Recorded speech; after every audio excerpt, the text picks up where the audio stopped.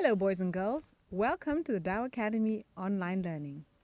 We look forward to seeing you all back in class, but for now, stay home, stay safe, and remember to always wash your hands with soap for at least 20 seconds.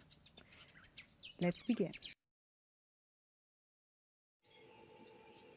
Good morning, Form 5 class. Today we want to talk about prisms.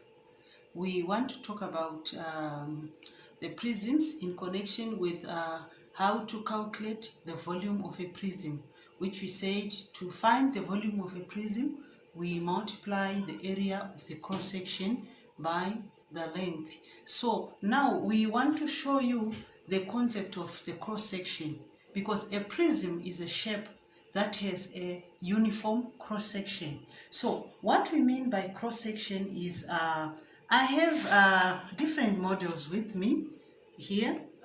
So we are schooling from home, we are working from home, so everything is from home, even our models. So we'll use our geometric kit when we get to school.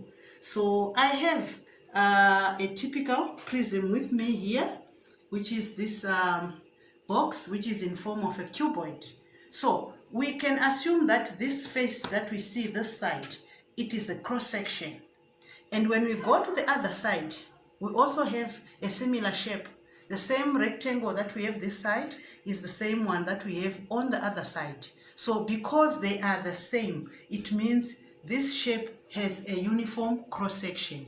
Even if we can cut across somewhere between the length, the end, this end to that end, we will still have the same cross section. So this is a typical example of a prism, which is a cuboid. So a cube will also be in this class. So I have with me this toilet paper.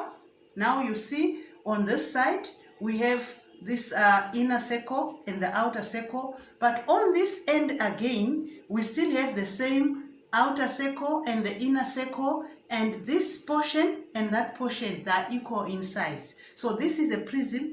It has a uniform cross section. So this will represent another common prism, which is a cylinder.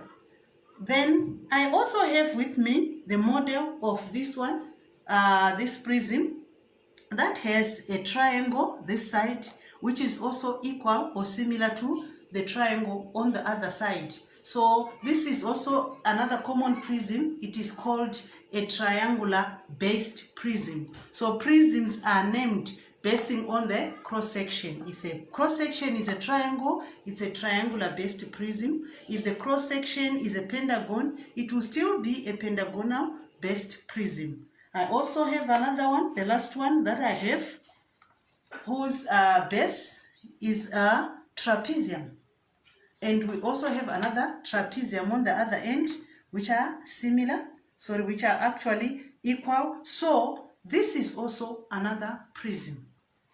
So now, when I explain the concept of a uniform cross-section, some people, they understand things better when they compare.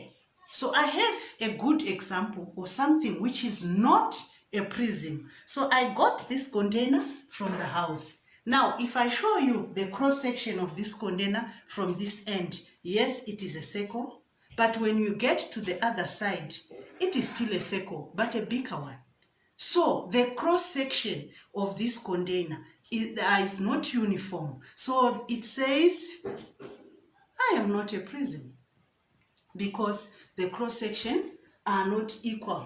So lastly, I also have with me another item from the house. So with this baking tray, it has a shape that you can see. Now if I take you to the other side of the baking tray, it is the same shape.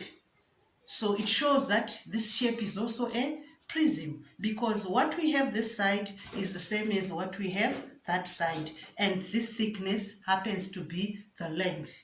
So this concludes our discussion on the nature or on the concept of the cross section. So after this now, we can now look at the volumes of different prisms.